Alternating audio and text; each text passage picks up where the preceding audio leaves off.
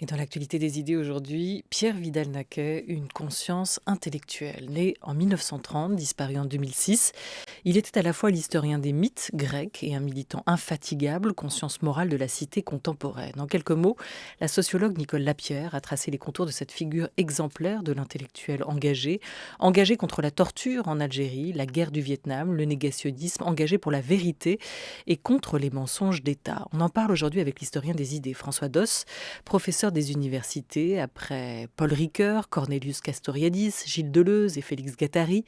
Il signe une nouvelle et ample biographie, Pierre Vidal-Naquet, Une vie, aux éditions de La Découverte, 2 ans après sa saga des intellectuels français en 2 volumes, parue chez Gallimard. Bonjour François Doss. Bonjour. Merci à vous d'être avec nous aujourd'hui. Merci à vous. Le personnage me semblait alors redoutable, caparaçonné dans son savoir érudit et prompt au rôle de redresseur de tort. Pour tout dire, par-delà l'estime que je nourrissais pour l'historien remarquable qu'il était, il ne m'était guère sympathique. Voilà en quelques mots le récit que vous faites de vos quelques rencontres avec Pierre Vidal-Naquet. En attaquant une bio de 700 pages dans de telles dispositions, vous ne risquez pas de tomber dans le travers de la géographie alors, hein ? Oui, c'est effectivement, je ne dirais pas que j'ai choisi Pierre Vidal-Naquet parce qu'il m'était antipathique, ce serait un peu fort de café. Évidemment que c'est un choix qui correspond à un certain nombre de centres d'intérêt qui sont les miens depuis longtemps, sur la discipline qui est l'histoire, et la discipline de Vidal-Naquet, qui est un historien qui a beaucoup fait pour sensibiliser à l'historiographie, à l'écriture de l'histoire, bon, et à l'histoire du temps présent. Mais c'est vrai que tout biographe a ce danger de la géographie, de tomber dans l'écueil du transport et de l'identification. Ça m'est arrivé dans mes biographies plus anciennes. Et là, je pense avoir gardé ce que Ricoeur appelait d'ailleurs la juste distance, qui est toujours très difficile parce qu'il y a une empathie nécessaire, il y a un travail de transport vers l'autre, parce que c'est quand même un travail de 3 ans et un peu obsessionnel. Et en même temps, il faut se garder de trop d'identification. Voilà, c'est le bonheur aussi de cet exercice qu'est la biographie. C'est entrer dans la vie d'une œuvre et dans la vie d'un homme, et sans forcément tomber amoureux de son sujet, d'apprendre à comprendre aussi les ressorts d'une pensée et de cette vie, celle en l'espèce qu'a eu Pierre Vidal-Naquet. En attaquant cette bio donc, vous avez dû repartir, on imagine, du matériel que l'historien avait laissé. Il avait aussi laissé à disposition beaucoup de notes, de traces de sa vie et de sa pensée, plus personnelles peut-être. L'enquête a été en effet très, très riche. C'était un contraste pour moi énorme par rapport à ma première biographie qui était de Paul Ricoeur, où j'avais été privé des archives, puisque je ne l'avais pas rencontré. Là, effectivement, on a un historien très soucieux de l'archive, et qui s'est en fait auto-archivé. Et là, m'ont été ouvertes les archives qui sont à l'École des hautes études.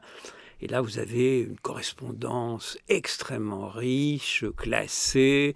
Chacun des dossiers, et il est intervenu dans tellement de dossiers sur la Grèce antique, sur ses engagements dans son présent, donc entre les années 50 et sa disparition en 2006, il y a là effectivement pléthore, des kilomètres entiers d'archives que j'ai dû exhumer. Et évidemment, on reprendra le terme d'Arlette Farge sur le goût de l'archive. Ça a été non seulement un plaisir, mais effectivement quelque chose de très enrichissant pour résoudre l'énigme. Il y a toujours une énigme biographique que le biographe ne résout d'ailleurs jamais, mais il se pose des questions. Pierre Vidal-Naquet, c'est l'homme du vrai et du faux. Il plaçait la vérité au-dessus de tout. C'était pour lui d'abord le ciment d'une société, une réflexion qui n'est pas si datée à l'ère de la post-vérité. C'est aussi pour ça, à vous lire, François Doss, que ça a encore un sens aujourd'hui de lire et relire son œuvre et de comprendre son parcours. C'est une figure centrale aussi de la vie intellectuelle des 50 dernières années. Juste en un mot, avant de l'entendre, où est-ce que vous le situez entre un Castoriadis, un Bourdieu, un Raymond Aron, ces grandes figures de la vie intellectuelle du XXe?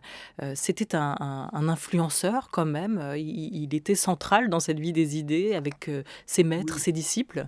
Oui, tout à fait. D'ailleurs, le sous-titre que je voulais prendre à cette biographie était l'intellectuel Dreyfusard. C'est-à-dire qu'on a là une figure, on pourrait y revenir, d'un certain type d'intellectuel qui, par-delà les clivages idéologiques et parfois les œillères, fait valoir, et vous l'avez bien dit, la vérité. Et la vérité contre la raison d'État, la vérité y compris contre ses propres convictions idéologiques. Je pense par exemple à ses dénonciations au nom de son opposition viscérale à la torture.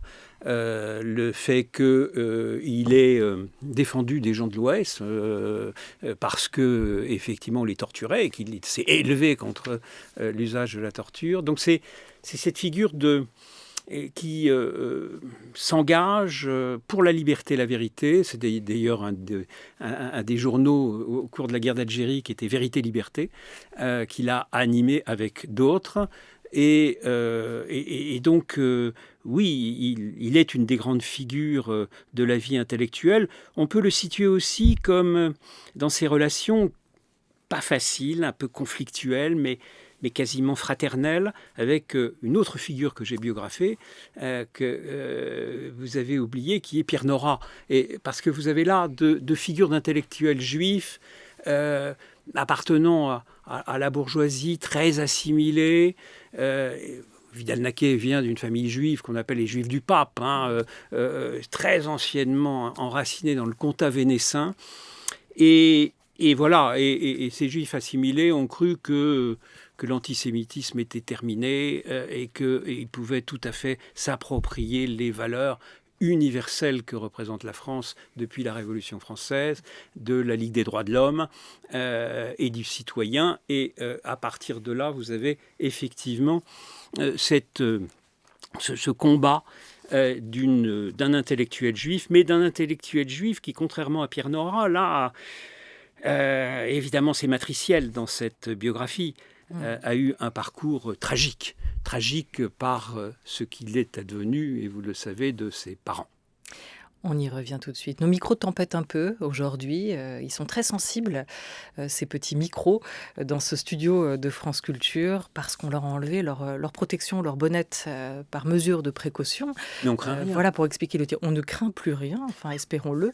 Ce qui explique aussi que votre souffle est parfois capté plus frontalement et se heurte un peu au micro. On va essayer de réajuster tout ça et pendant ce temps, on écoute la voix de Pierre Vidal-Naquet. Tout est historique chez lui. Pierre Vidal-Naquet sur la mémoire. La mémoire, elle est elle-même un phénomène historique. On ne se souvient pas aujourd'hui comme on se souvenait au temps d'Hérodote, pour parler du premier des historiens occidentaux. Et nous avons la chance aujourd'hui de disposer de millions de mémoires. Et ces millions de mémoires, il faut que nous les emmagasinions. Alors bien entendu, il ne s'agit pas de le faire de façon non critique. D'abord, les témoignages ne seront jamais fiables. C'est en ce sens que la mémoire est effectivement l'ennemi de l'historien et que l'historien vérifie toujours, contrôle la mémoire au moyen des archives, de l'écrit quand il en dispose. Et je suis profondément persuadé que l'historien doit aussi être un artiste. Il l'a toujours été. Gibbon était un artiste. Thucydide était un artiste. Mais pendant toute la période du XIXe siècle, beaucoup de gens, pas Michelet bien sûr, mais disons Adolphe Thiers ou quelques autres, pas mal d'historiens se sont dit, surtout ne soyons pas des artistes. Ils ont appliqué le fameux conseil du directeur du Temps, faites emmerdant, messieurs. Je pense qu'on peut aujourd'hui ne pas faire emmerdant. Voilà, un historien artiste. Quelle était sa définition à lui de l'intellectuel, de la place de l'intellectuel ? Alors, effectivement, historien artiste, c'est assez intéressant ce qu'il dit là, c'est-à-dire qu'il rappelle que l'école historique française celle qu'on appelle l'école méthodique, avec Lavis, avec Monod, etc., au XIXe siècle, le moment de la professionnalisation de l'histoire, les historiens sont coupés de la littérature, sont coupés des lettres pour affirmer leur identité et leur méthodologie. Et qu'à partir de là, effectivement, il y a une méthode qu'il appelle emmerdante, qui est tout à fait aussi importante, parce que c'est la méthode de critique interne et externe des sources qui permet justement de détecter la vérité. Et cette école méthodique, d'ailleurs, a joué un rôle tout à fait éminent au cours de l'affaire Dreyfus au XIXe siècle pour démasquer les faux qui accusaient Dreyfus à tort et faire valoir donc l'innocence de Dreyfus. Donc il y a à la fois à penser de manière positive sur cette période d'émergence de l'histoire et de sa méthode, et en même temps Vidal-Naquet affirme là l'historien artiste qui renoue avec l'inspiration littéraire, avec la question de l'écriture. Et il y a les deux, justement. Ce qui est très riche chez lui, c'est qu'il y a à la fois l'homme qui va se mettre au service de l'éclosion de la vérité, hein, dans une mission historienne qui remonte à Thucydide. Hein, l'historien dit le vrai. Bon. Et en même temps, l'étude des représentations, l'étude de l'imaginaire. Par exemple, un de ses centres d'intérêt qui donnera lieu à une de ses dernières publications, c'est ce mythe platonicien de l'Atlantide. Et il va montrer à quel point ce mythe est un mythe, mais qui dit beaucoup de choses sur la thalassocratie de la part de Platon de l'époque, et qui sera repris par les États-nations au XIXe siècle, et repris par la littérature. Jules Verne, Georges Perec vont s'inspirer de cette Atlantide disparue.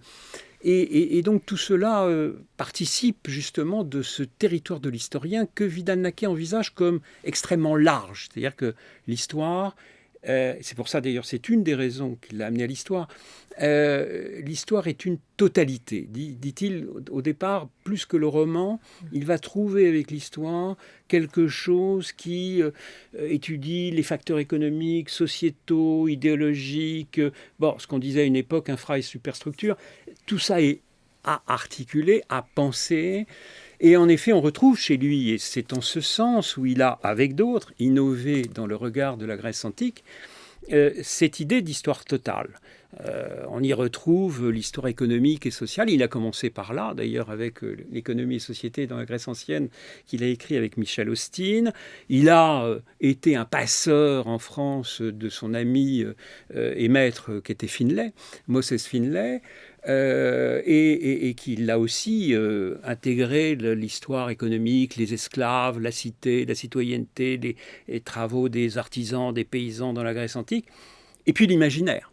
Et l'imaginaire qui est tout à fait fondamental, j'évoquais l'Atlantide, et puis le politique, en passant par le politique, puisque un de ses ouvrages majeurs est en effet Clisthène l'Athénien, écrit avec Pierre Lévesque dans les années 60 et qui est justement la naissance de la démocratie, du démos sur l'agora et donc cette invention grecque qu'a été la démocratie politique. La lecture de Zola, de Peggy, de Léon Blum et Jaurès le confirme, écrivez-vous, dans l'idée qu'un intellectuel, un historien du temps présent peut jouer un rôle non négligeable dans le triomphe de la vérité. Vous parlez aussi de son approche de l'engagement à travers l'ouvrage L'étrange défaite de Marc Bloch, le père de l'école des Annales, publié en 1946, ce livre qui va beaucoup le marquer, rédigé en 1940.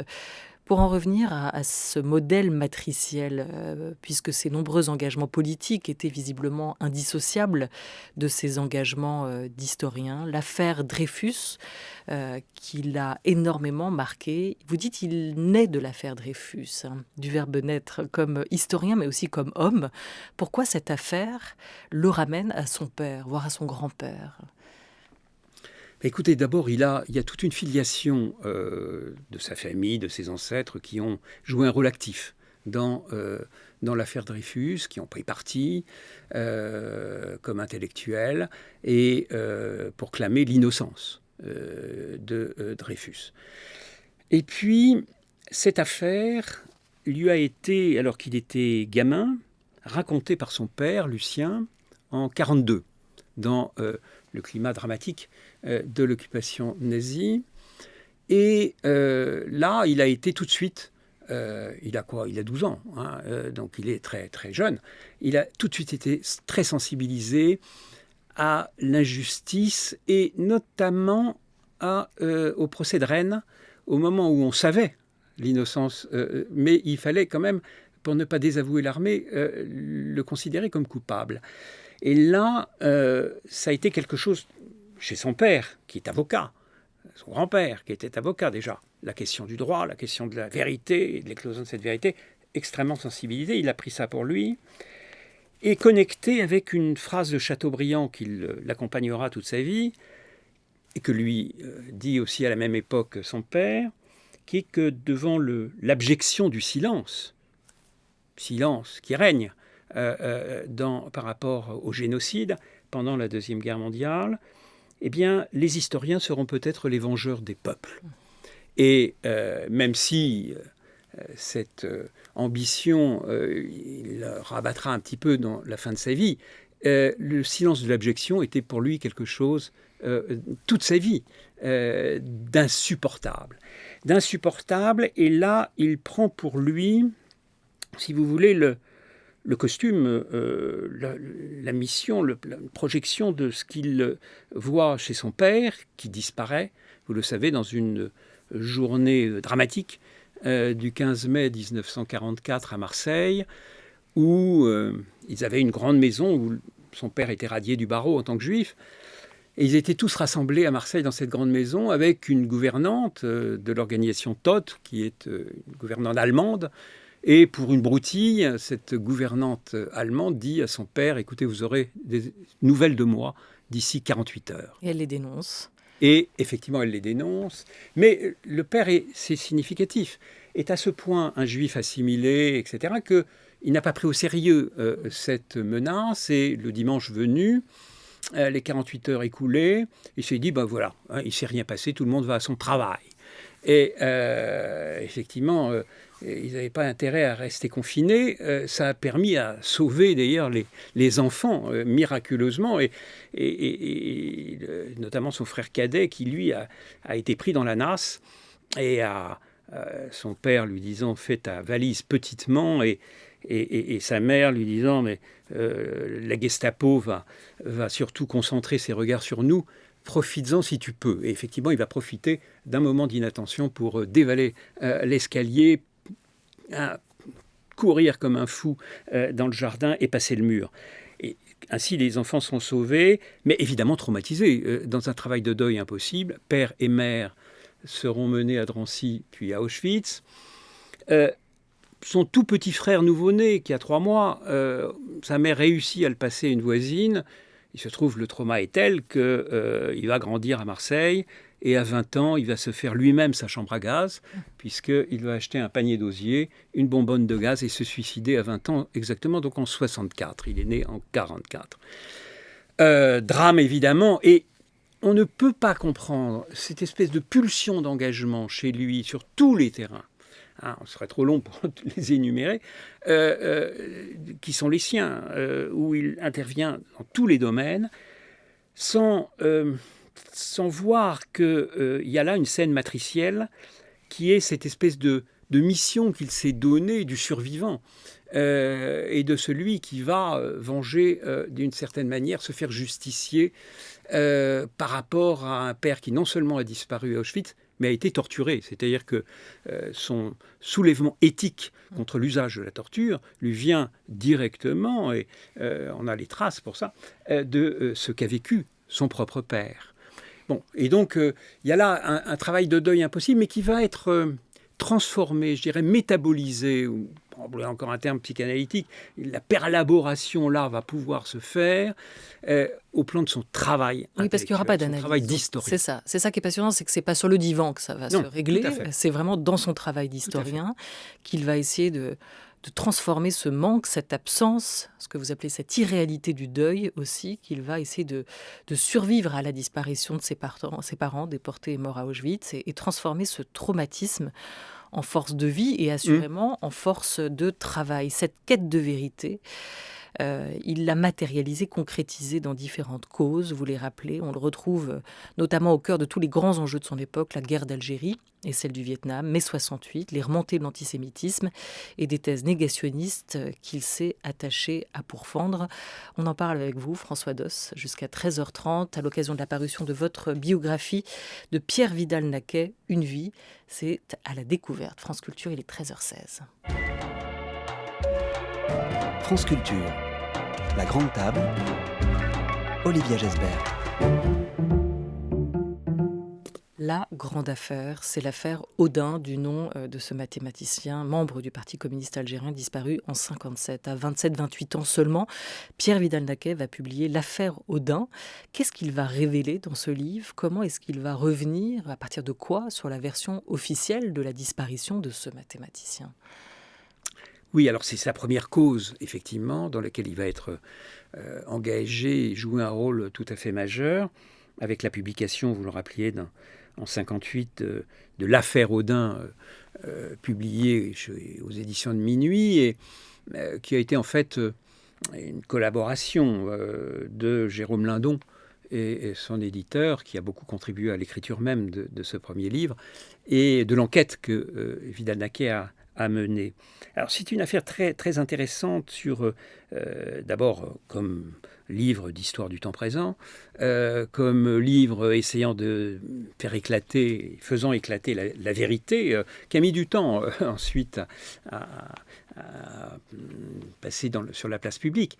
Mais il a été alerté par une lettre de Josette Odin, l'épouse de ce jeune mathématicien paru dans Le Monde, qui disait « Mais où est passé mon mari ? Il a été arrêté par l'armée. J'ai été voir les militaires en question qui me disent qu'il s'est évadé. » Bon, impossible. Je veux dire, une évasion sans que son épouse et ses enfants aient de nouvelles. Donc, elle ne croit en aucune manière, à juste titre, la version officielle. Et elle alerte l'opinion. Et on a là un jeune agrégé d'histoire, en la personne de Pierre Vidal-Naquet, qui est assistant à l'université de Caen du grand helléniste qu'est Van Effenter.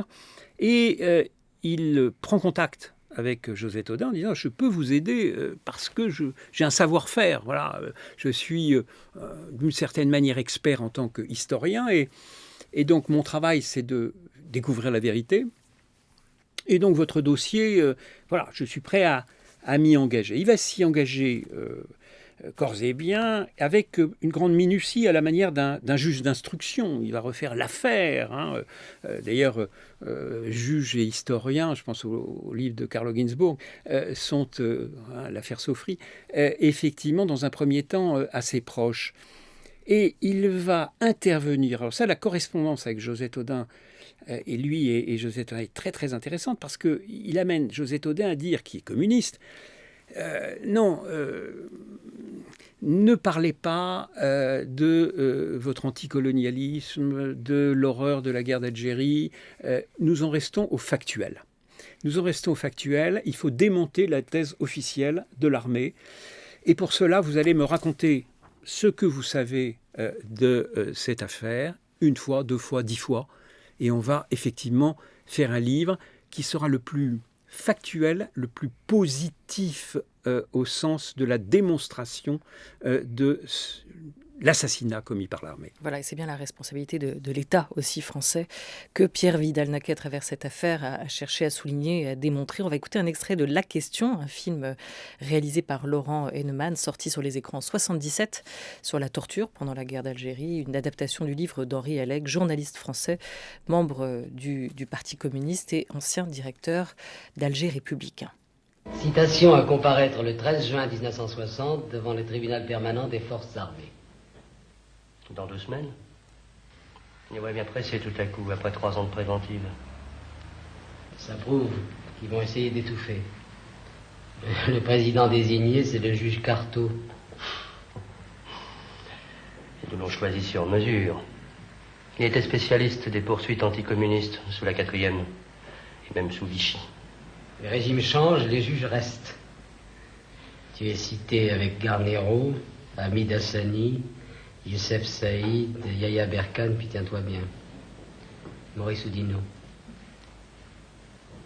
Les fumiers. Ne pas le citer serait admettre son assassinat.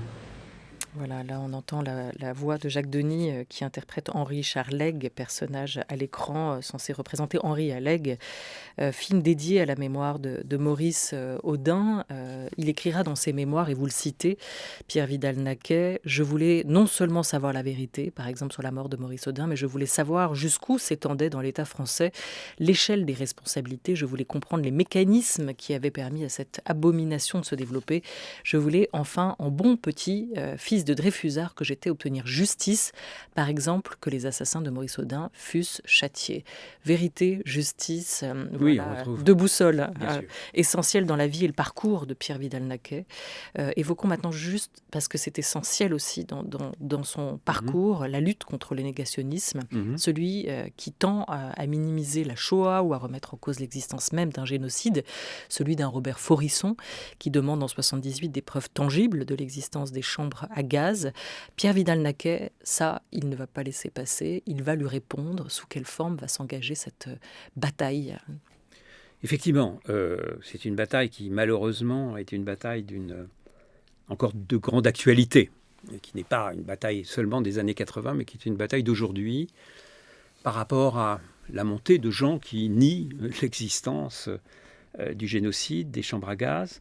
Et là, il va effectivement réagir de manière très ferme, avec son fameux texte, premier texte, début des années 80, sur Eichmann et de papier, et ensuite par un livre sorti aux éditions à la Découverte, qui est Les Assassins de la mémoire, où il va reprendre ce texte et d'autres, sur effectivement non seulement Faurisson, Racinier, tout un courant d'extrême droite, mais aussi malheureusement tout un courant ultra-gauche, ce qui est la vieille taupe, des gens comme Pierre Guillaume, comme Serge Thion, qui a pourtant combattu contre l'apartheid et qui va se retrouver parmi les négationnistes. Et là, sa position va être, et elle me semble juste, de combattre avec fermeté, là encore, pour faire valoir la vérité historique, une nouvelle fois, et d'autre part, ne pas dialoguer. C'est-à-dire qu'il expliquera cette position qui ne fera pas d'ailleurs l'unanimité. Son ami Jérôme Lindon ne sera pas d'accord avec lui. Ne pas dialoguer avec eux, parce que dialoguer avec des Faurisson, c'est leur reconnaître une légitimité et c'est leur reconnaître une bonne foi qu'ils n'ont pas dans leur thèse frauduleuse. Donc voilà, c'est la position très claire qu'il tiendra. Et puis évidemment, ça le renvoie à la question de la judéité, question qui revient depuis la fin des années 60, 67, la guerre des 6 jours. Et à partir de là, vous avez une montée chez lui de l'intellectuel juif qui, au début, sur la guerre d'Algérie, ne se sentit pas véritablement nécessaire d'affirmer cette position d'intellectuel juif. Et ça va vous donner les 3 volumes sortis par la Découverte sur la mémoire, les Juifs et le présent, qui va recueillir tous ces articles très nombreux sur la question. Ne pas dialoguer et ne pas censurer non plus. Pierre Vidal-Naquet publie, donc vous le disiez, en 87, Assassins de la mémoire, un recueil d'articles dans lequel il s'oppose, démonte les thèses négationnistes et veut établir aussi, parce que ça passe toujours par ça, les faits, une vérité factuelle. Et à cette occasion, il est invité sur le plateau de Bernard Pivot aux grandes heures d'apostrophe. L'intention des pseudo-révisionnistes est de continuer sur le plan de la mémoire ce que les nazis ont fait sur le plan des corps. Après l'assassinat des corps, il y a l'assassinat de la mémoire, détruire la mémoire d'un groupe humain qui a été martyrisé et l'anéantir et continuer ainsi l'œuvre des nazis. Cela délimite en effet la nature de la perversion. Ce ne sont pas des gens qui tuent, ce sont des gens qui tuent la mémoire et qui utilisent du papier. C'est pourquoi d'ailleurs je suis férocement opposé à l'idée d'une loi qui les empêcherait de parler. C'était la question que je voulais vous poser. Oui, parce qu'on parle beaucoup de cette loi, ou autrement dit, cette loi interdirait à ces gens d'exprimer leurs idées, leurs travaux dans des revues, enfin de publier. J'y suis férocement opposé. Pourquoi? Pour plusieurs raisons. La première, c'est que je suis un homme de liberté, naturellement. Mais la seconde, c'est aussi parce que vis-à-vis des jeunes, qui sont exactement la clientèle que recherchent ces gens-là, interdire ces publications, c'est donner aux jeunes l'idée qu'il y a quelque chose de caché, quelque chose qu'on ne veut pas révéler. Et par conséquent, là encore, c'est leur donner un immense succès. Voilà, 1990, la loi Guesso, Pierre Vidal-Naquet est l'un des rares à s'y opposer avec l'historienne Madeleine Rébériou à cette loi. Il s'en explique que donc, c'est furieusement d'actualité, cette question-là aujourd'hui. Interdire ce genre de publication ou non. C'est quasiment prophétique de sa part. Alors, j'aime beaucoup le terme qu'il a employé là, pseudo-révisionniste, parce qu'effectivement, le terme révisionniste dont se parent ces gens-là n'est pas valide, car un historien est par nature révisionniste. Le terme de négationniste est beaucoup plus approprié pour les qualifier les Forisson et autres. Et il est en effet prophétique parce que depuis la loi Guesso de 90, on a assisté à une inflation de lois mémorielles. Tout le monde a voulu sa loi mémorielle pour sanctuariser à chaque fois des études concrètes, enfin des cas concrets, dramatiques, traumatiques, qui ont touché tel ou tel peuple ou tel moment du passé. Et voilà, les historiens ont pris conscience tardivement, parce que cette loi a été adoptée à l'unanimité, par-delà les clivages politiques, toute la classe politique, tous les intellectuels se sont trouvés pour la loi Guesso, sans voir que cette inflation allait attenter non pas seulement la liberté des historiens, ce qui serait quand même limité, mais la liberté tout court, puisqu'on ne pourrait plus parler de telle ou telle question. Et il a fallu l'organisation des historiens, une liberté pour l'histoire, le comité de vigilance sur les usages de l'histoire, pour mettre un coup d'arrêt finalement à cette inflation mémorielle. François Doss, votre biographie aujourd'hui est recensée dans la presse de gauche comme de droite, Politis, Le Monde, Le Figaro, tout le monde en parle. Est-ce à dire qu'aujourd'hui la figure de Pierre Vidal-Naquet est une figure qui fédère, ou est-ce qu'elle rebute ou agace encore par certains côtés? Dans Le Monde par exemple, il est souligné que Pierre Vidal-Naquet était un homme qui savait reconnaître ses erreurs, alors que dans Le Figaro au contraire, on le dit capable d'aveuglement par son universalisme et son absence d'autocritique. Il est où aujourd'hui dans le spectre des idées françaises, Pierre Vidal-Naquet, en un mot? Oui, non, vous êtes bien gentil de dire que le livre est accueilli unanimement à gauche et à droite. Non, je pense qu'il y a là une forme d'hémiplégie dans la réception du livre. C'est pas parce que le Figaro a fait un article pour dénoncer Vidal-Naquet qu'il a fait réception au livre en énonçant qu'il a eu tort sur toute la ligne. Avec effectivement une posture de surplomb et un anachronisme total. Donc, non, effectivement, Vidal-Naquet, par ses engagements, se situe manifestement à gauche tout au long de sa vie. Même après avoir presque flirté un moment avec le courant de Castoriadis et Lefort qui était socialisme ou barbarie, c'est-à-dire la gauche antitotalitaire, et il est bien là, il est bien ressenti par la droite comme cela. Merci beaucoup à vous, François Doss, d'être venu autour de cette grande table des idées nous parler de votre Pierre Vidal-Naquet, de cette biographie signée Une vie à la découverte. Merci. Merci à vous. Et un grand merci à toute l'équipe de la grande table, à Oriane Delacroix, à Jean-Christophe Brianchon et Henri Leblanc pour la programmation de cette émission. À la préparation, c'est Laura Dutèche-Pérez avec Marceau Vassy et Philomène Villard. À la réalisation, Gilles Blanchard avec Jacques Hubert et à la vidéo, Ludovic Auger. Je vous retrouve la semaine prochaine pour une nouvelle semaine de grande table. On fera un point aussi sur l'impact de l'épidémie, de la pandémie, sur nos antennes ensemble pour cette nouvelle semaine qui commencera. Mais on se retrouve lundi à midi.